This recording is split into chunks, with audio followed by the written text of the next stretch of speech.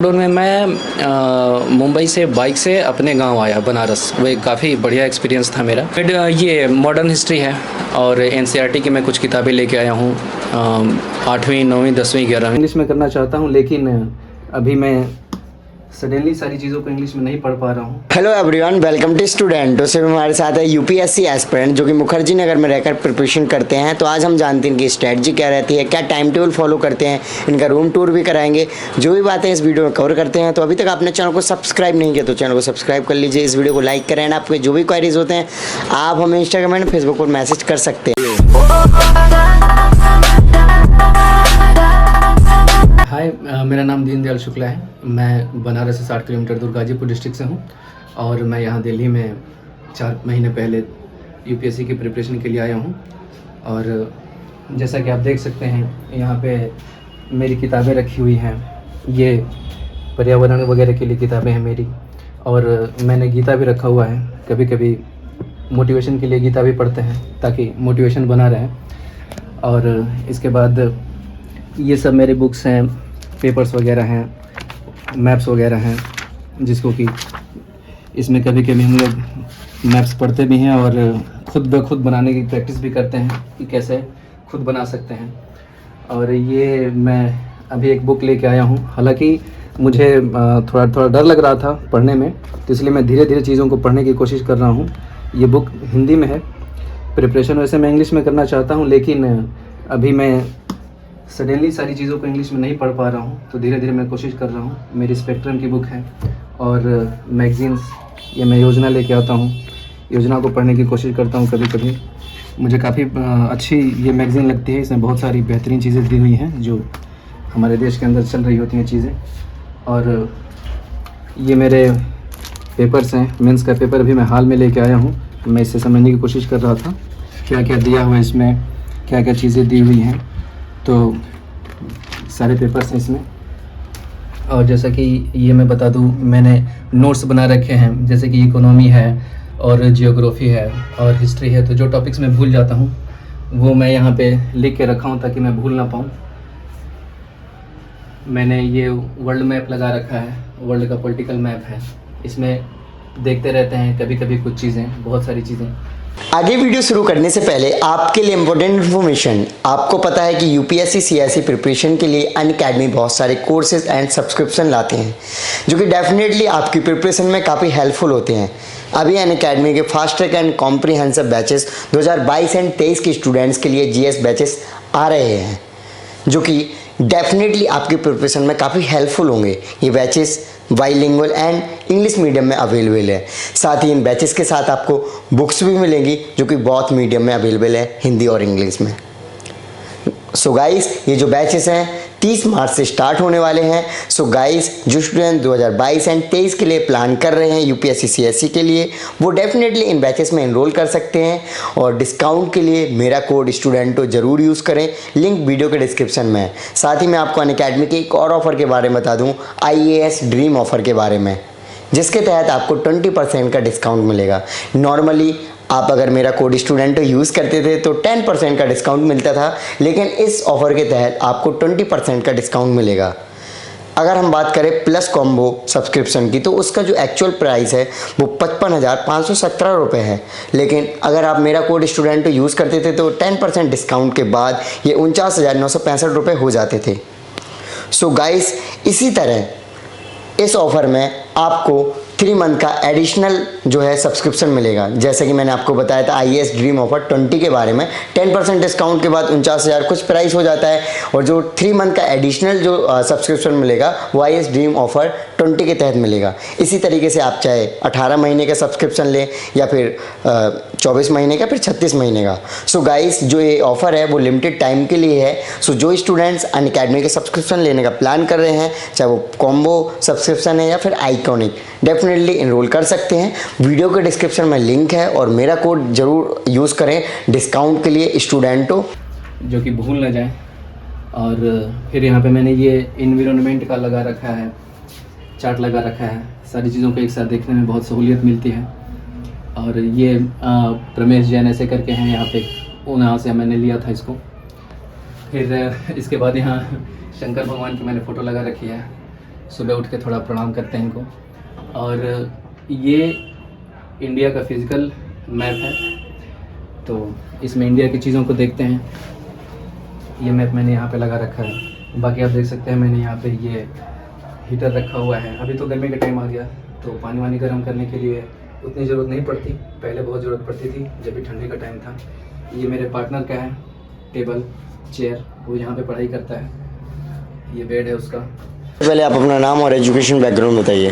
जी, मेरा नाम दीनदयाल शुक्ला है और मैं गाजीपुर डिस्ट्रिक्ट का रहने वाला हूँ। तो मैंने अपने होम टाउन से 10वीं 12वीं और ग्रेजुएशन वहीं से किया है मैंने। ओके, सो कब मुखर्जी नगर आए या फिर कब से प्रिपरेशन करना स्टार्ट किया यूपीएससी की? देखिए, यूपीएससी के प्रिपरेशन के बारे में तो लॉकडाउन के पहले से ही मैं धीरे धीरे मूड बना रहा था, क्योंकि मुझे लगता है कि यूपीएससी के लिए आप 1 आध साल पहले से मूड बनाते हैं और फिर बीच में लॉकडाउन हो गया। तो उसके बाद मुझे अभी यहाँ आके 4 महीने हो गए हैं। तो 1 महीना तो मुझे घूमने देखने में लग गया और बीच में 1 महीने का लॉकडाउन था। तो कुल मिला जुला के यही 2-3 महीने में थोड़ा पढ़ लिख पाया हूँ और सिलेबस वगैरह भी देख रहा हूँ। तो धीरे धीरे भी मैं स्टार्ट करने की कोशिश कर रहा हूँ। कभी कभी डर भी लग रहा है और कभी कभी मैं। ओके, सो फर्स्ट एक्सपीरियंस बताइए जब आप मुखर्जी नगर फिर दिल्ली आए अपनी प्रिपरेशन के लिए। जब मैं यहाँ पे आया तो मैंने देखा बहुत सारे स्टूडेंट हैं और मुझे काफ़ी अच्छा लग रहा था। कोचिंगें भी हैं, यहाँ बत्रा है तो बत्रा पे बहुत सारी कोचिंगें हैं और जैसे कि ये एक बड़ा शहर है तो यहाँ सारी चीज़ें इजीली अवेलेबल हैं थोड़ी थोड़ी दूर पे। तो ये एक अच्छी चीज़ है कि बहुत ज़्यादा जाना नहीं पड़ता आपको और बुक्स या हर चीज़ पास में है, तो आप ले सकते हैं, जा सकते हैं, पूछ सकते हैं, बातचीत कर सकते हैं। ये एक अच्छी चीज़ है। ओके, सो कब आपके दिमाग में आया था कि आपको यूपीएससी की तैयारी करनी है? फिर आपके पेरेंट्स ने बोला था, किस तरीके से मोटिवेशन आया? लॉकडाउन से पहले मैंने सोचा था, फिर लॉकडाउन हुआ और लॉकडाउन से बहुत सारी चीज़ें बदली। जैसे कि मेरे दिमाग में, मैं इससे पहले मुंबई में था, मैं जॉब कर रहा था। मैं ग्रेजुएशन मैंने किया 19 में, क्लियर हो गया और इसके बाद मुंबई में चला गया था। तो मैंने एशियन पेंट्स एक मल्टीनेशनल कंपनी है, मैंने वहाँ पे काम किया और मैंने इसीलिए काम किया कि ताकि मैं थोड़ा बाहर देख सकूँ, क्योंकि मैं बहुत ज़्यादा बाहर रहा नहीं था। तो मुझे लग रहा था कि मुझे थोड़ा घूमना चाहिए, थोड़ा जॉब करना चाहिए, लोगों से मिलना जुलना चाहिए और ये कर रहा था। तभी लॉकडाउन हो गया। तो लॉकडाउन में मैं मुंबई से बाइक से अपने गांव आया बनारस। वो एक काफ़ी बढ़िया एक्सपीरियंस था मेरा और उसमें मैंने देखा कि लोग कितने तकलीफ़ में थे। तो एक तो थोड़ा सा वहाँ से भी मोटिवेशन मुझे मिला कि अगर आपको कुछ करना है तो एक ऐसे जगह से होना चाहिए कि आप कुछ कर सके, आपके पास कुछ होना चाहिए। तो एक मोटिवेशन मुझे वहाँ से मिला कि यूपीएससी मुझे करना चाहिए। एक बहुत बेहतरीन चीज़ है और ये एक ऐसी चीज़ है कि जब आप थोड़ा मैच्योर हो जाते हैं, समझते हैं और फिर देखते हैं कि क्या ऐसा है कि मैं कर सकता हूँ, तो यूपीएससी दिखाई पड़ता है। सो प्रिपरेशन की बात की जाए तो क्या स्ट्रेटजी आपने फॉलो करना स्टार्ट किया और स्ट्रेटजी बनाने के आइडियाज़ कहाँ से है? स्ट्रेटेजी मैंने खुद बनाया। मैं जैसे कि यूट्यूब पर टॉपर्स के वीडियोस देख रहा था, अभी भी देख रहा हूँ। तो मुझे एक चीज़ ये समझ में आई कि सब ने ये कहा है, जो कॉमन चीज़ है, कि सिलेबस के ऊपर आपको ध्यान देना है कि सिलेबस क्या है। तो मैंने सिलेबस पढ़ने की कोशिश की और मैं सिलेबस को अभी समझ रहा हूँ। अभी कुछ चीज़ें हैं जो, जैसे कि सिलेबस याद हो जाना चाहिए, अभी तक उतना अच्छे से मैंने सिलेबस नहीं देखा है। तो अभी मैं सिलेबस पढ़ रहा हूँ, बाकी की चीज़ें पढ़ रहा हूँ और ये देख रहा हूँ कि ये कितना डीप है, क्या है, मैं उस पार जा सकता हूँ या बीच में लटक सकता हूँ। तो अभी इन सब उधेड़-बुन में मैं चल रहा हूँ। ओके, सो बेसिकली आप बुक्स अभी पढ़ना स्टार्ट किए हैं, जी। तो आपने कोचिंग वगैरह ली है, फिर बिना कोचिंग के कर रहे हो तो क्या दिक्कत आ रही हैं और जो दिक्कत आ रही है तो उनको कैसे टैकल कर रहे हो? बिना कोचिंग के ही मैं तो अभी कर रहा हूँ, सेल्फ स्टडी करने की कोशिश कर रहा हूँ। जैसे कि क्या होता है कि मेरी आदत है कुछ चीज़ें होती हैं या कभी कभी ऐसा होता है कि खुद से पढ़ो तो ज़्यादा समझ में आता है कि क्या है क्या नहीं है। अगर कोई बताता है तो हो सकता है कि आपके तरीके से ना बता रहा हो, और अगर आप खुद से पढ़ते हैं तो, हालांकि कोचिंग के बारे में मैंने पता किया था, तो अभी कोचिंग के बारे में मैंने कुछ ऐसा सोचा नहीं है कि मुझे कोचिंग लेना है कि नहीं लेना है। अभी तो मैं सेल्फ ही पढ़ रहा हूँ, अगर मुझे आगे ज़रूरत पड़ी तो मैं कोचिंग लूँगा। ओके, सो अभी कितने घंटे पढ़ने का ट्राई करते हो, फिर क्या स्लॉट बना रखा है, किस टाइम पे आप ये पढ़ते हो? अभी जैसे कि सुबह मैं 5 साढ़े 5 बजे तक जग जाता हूँ और इसके बाद थोड़ा फ्रेश वगैश होकर थोड़ा एक्सरसाइज वगैरह करके नाश्ता पानी करके और मैं पढ़ने बैठ जाता हूँ। और खुद मैं पहले 2-3 घंटे पढ़ता हूँ, फिर इसके बाद थोड़ा ब्रेक लेता हूँ, फिर इसके बाद फिर से 2-3 घंटे पढ़ता हूँ, फिर दोपहर हो जाता है। तो दोपहर में मैं थोड़ा यूट्यूब वगैरह पे कुछ वीडियोस वगैरह मोटिवेशन कुछ ऐसे चीज़ें सर्च करता हूँ, देखता हूँ।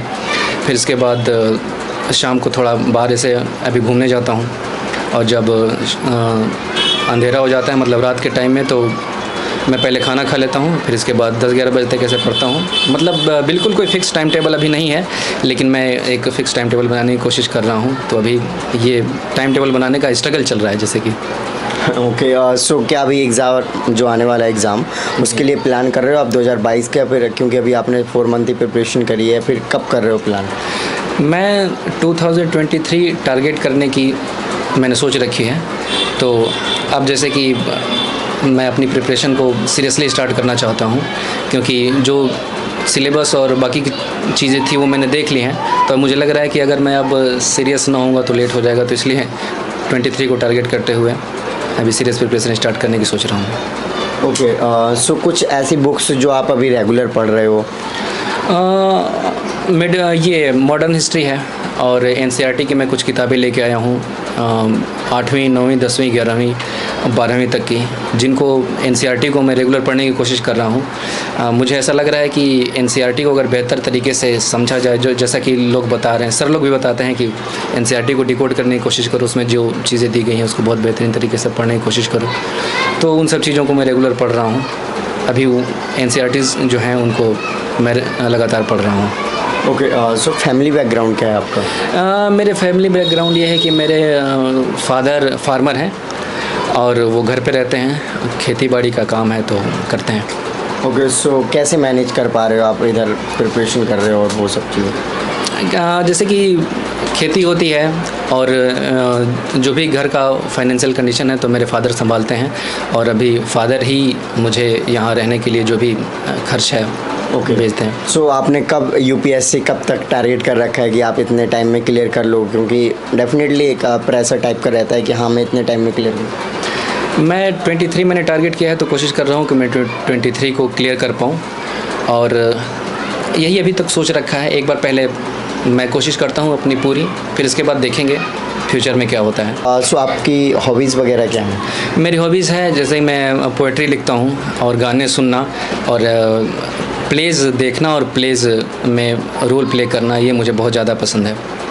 मुझे लगता है कि प्ले एक ऐसा मीडियम है जो बहुत सारी चीज़ों को अच्छे तरीके से एक्सप्रेस कर सकता है। तो ये मुझे बहुत अच्छा लगता है प्ले देखना। ओके, सो कोई पोइट्री वगैरह हो जो आपने अभी हाल ही में लिखी हो, याद हो, उसके बारे में? हाँ, अभी मैंने हाल फिलहाल में ऐसे एक कुछ लाइनें लिखी थी, मतलब ऐसे मेरे दिमाग में आ गया तो मैंने लिख दिया कि कश्ती की तरह साहिल को छूकर फिर लहरों से उलझ जाता हूँ, मैं अपने ही उसूलों पर ख़ुद को आजमाता हूँ, मुझे यकीन है यही रास्ता मंजिल तक जाता है, कुछ कहे बिन किसी से चुपचाप चला जाता हूँ, कभी कोई मिल गया तो खुश होता हूँ, मुस्कुराता हूँ, कभी रोता हूँ, घबराता हूँ, सहम जाता हूँ। बहुत बढ़िया, थैंक यू।